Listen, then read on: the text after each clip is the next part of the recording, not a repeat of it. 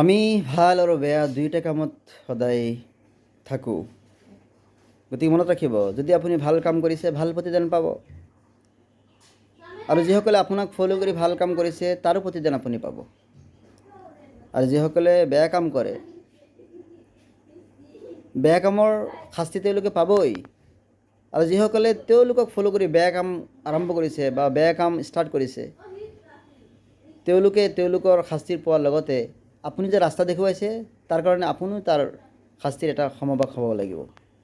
ৰাসূলুল্লাহ সাল্লাল্লাহু আলাইহি ওয়াসাল্লাম কৈছে, মান সান্না ফিল ইছলামি সুন্নাতান হাসানা ফালাহু আজৰুহা ওয়া আজৰু মান আমিলা বিহা।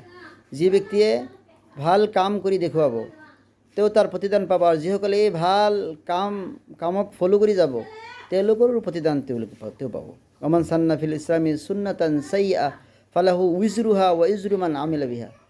আৰু যিসকলে বেয়া কাম কৰিব তেওঁ তাৰ শাস্তি পাবই, আৰু যিসকলে তেওঁক তেওঁক ফ'ল' কৰি বেয়া কাম কৰিব তেওঁলোকে শাস্তিৰ পোৱাৰ লগতে তেওঁলোকৰ শাস্তিত এই বেয়া ৰাস্তা দেখুওৱা মানুহজনেও তাৰ সমভাগী হ'ব। গতিকে আহক, we start doing well, doing good.